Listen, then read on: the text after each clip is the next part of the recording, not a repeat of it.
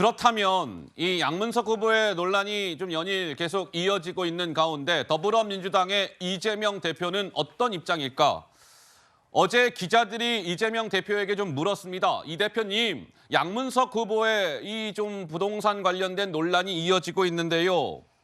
우리 이 대표님의 생각은 어떠하십니까? 이런 반응을 보였습니다. 확인해 보시죠.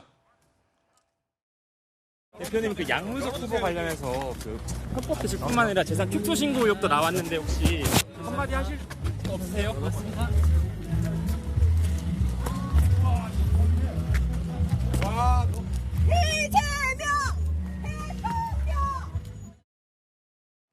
네, 뭐 별다른 답변을 하지 않았습니다. 그런데 이재명 대표의 측근이라고 불리우는 사람이 한 언론사와의 인터뷰에서 이렇게 이야기했습니다. 지금 정권 심판 구도가 워낙 세기 때문에 이 양문석 후보 문제가 민주당의 어떤 이번 총선의 전체 판세에는 큰 영향을 안 미칠 것으로 본다. 따라서 더불어민주당이 양문석 문제에 대해서 별도의 조치를 하지 않을 가능성이 크다라는 얘기가 나왔습니다. 이 얘기인즉슨 총선 8일 남았다. 그냥 고한다. 뭐 이제 이런 입장인 것 같은데 우리 마침 오늘 민주당의 부대변인 김지호 부대변인께서 나오셨는데 좀 전에 저것처럼 민주당 입장은 저러한 겁니까? 좀 어떻습니까? 저거는 익명 인터뷰니까요. 예. 당의 공식적인 입장이 아니고 당의 공식적인 입장은 일단 후보 등록을 한 상황이니 후보의 해명을 들어보자. 이런 게 대변인의 얘기고 양문석 후보 가족이 자격이 안 되는데 대출을 받아서 다른 용도로 썼다.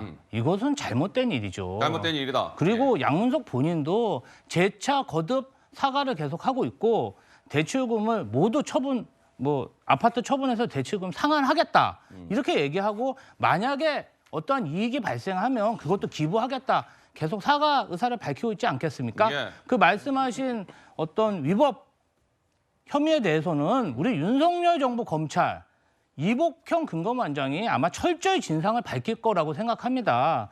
이 점은 국민들이 걱정 안 하셔도 될 것 같고요. 예. 다만 이제 후보 등록이 완료됐고 이번 주에 사전 투표가 있는데 예. 유권자들이 이 사항뿐 아니라 다른 정책적인 사항도 고려하시고 투표하시는 거거든요. 그래서 현명하게 판단하고 투표하실 거라고 보고요. 민주당은 이미 부동산 투기하고 당에 불성실하게 재산 신고한 이영선 후보 공천 취소하였습니다. 지역구 한 곳을 무공천하였는데 이에 반해 예. 국민의힘 한동훈 위원장은 해병대 최상병 순직수사 외압 의혹이 있는 신범철, 임종덕 후보 그냥 공천 유지하고 계시고 범죄 혐의가 확정된 김장경, 김진모, 서촌호, 예? 정영선 후보 공천 유지하고 유지하고 있기 있다. 때문에 국민의힘부터 이러한 범죄 혐의 확정된 분부터 다시 살펴보셔야 된다. 이렇게 말씀드리고 싶습니다. 오케이, 그러니까 김지호 부대변인 말씀은 이게 뭐 종합적으로 이런 것 같아요. 뭐 문제는 있어. 이 뭐 딸이 사업자 대출을 받아갖고 31억 정도 되는 서초구 잠원동의 아파트의 용도와 다르게 사업자 대출을 그 돈을 얹어서 산 거는 문제가 있어. 다만 후보직에서 내려올 정도의 사안은 아니지 않습니까? 왜? 국민의힘에서도 그에 버금가는 선수들이 공천이 유지되고 있는데 왜 양문석 후보만 후보직에서 내려와야 하는 것입니까? 라는 취지의 이야기인 것 같은데 정혁진 변호사님 무슨 말씀을 주시겠습니까? 글쎄요. 이영선 후보가 왜 사퇴가 됐는지 공천 취소가 됐는지 기억한 사람이 있습니까? 제가 봤을 때 이영선에 비하면 양문석은 훨씬 더 크다. 양문석에 비하면 이영선 후보는 진짜 조족지혈이 아닌가.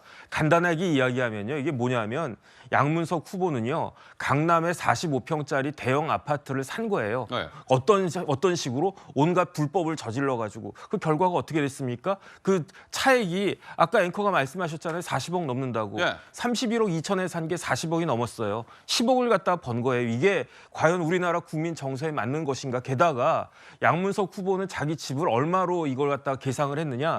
21억 5천으로 계상을 했어요. 지금 시가가 40억이 넘는 집을. 그러면서 양문석 후보가 자기 재산을 8억 3천만 원으로 신고했단 말이에요. 말이에요. 이렇게까지 온갖 그 비리가 점철되어 있는데 단순히 이게 이거는 저기 부동산 투기 아니에요? 부동산 투기 아니고 명백한 대출 사기의 그 제2야기가 아니고 대법원 판례란 말이에요. 그럼에도 불구하고 뭐 이 정도는 진짜 민주당이 앞서 나가고 있으니까 유지해도 된다 이렇게 말씀하시는 게 과연 얼마나 국민 정서와 국민의 그 민심에 부합하는 것인지 그 민심이 어떻게 바뀔 수 있는 것인지 한번 지켜보는 게 좋겠습니다. 네, 고자홍 차장님. 양문석 후보의 이 의심의 경우에는 개인의 문제가 아닙니다. 문재인 정부 때 투기 과열지구로 왜 지정을 했습니까? 부동산 뛰는 집값을 막기 위해서 이 투기 과열지구로 지정한 거 아닙니까? LTV, 가격 대비 빚이 넘으면 안 된다.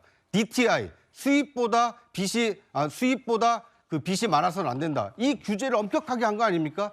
그런데 양 후보는 자신이 수입보다 훨씬 비싼 집을 사면서 부족한 자금을 대부업계에서 비싼 이율로 빌렸다가 그걸로 그 이자 감당하기 어려우니까 자녀 명의의 어떤 사업자 대출로 11억 원을 받아서 비싼 이율의 빚을 먼저 갚은 거 아닙니까? 이것이 지금 편법 대출이고 사기 대출 아니냐 이런 비판에 직면해 있는 겁니다. 문재인 정부가 시행했던 부동산 투기를 막기 위한 여러 정책을 다른 우회적인 수법으로 통과한 거 아니냐 이런 의심을 사고 있기 때문에 이건 전형적인 이 내로남불의 전형이다 이런 국민적 비판에 직면해 있기 때문에 개인의 억울함을 따지기 전에 자신의 그런 행동을 국민들이 어떻게 지켜보고 있는지 성찰을 해야 될 때가 아닌가 하는 생각이 듭니다. 자, 이제 뭐 총선이 이제 8일 앞으로 다가왔고 글쎄요. 만약에 공천이 유지가 된다면 뭐 그 지역 안산갑의 유권자분들께서 뭐 각자의 판단에 따라서 소중한 한 표들을 행사하시겠죠.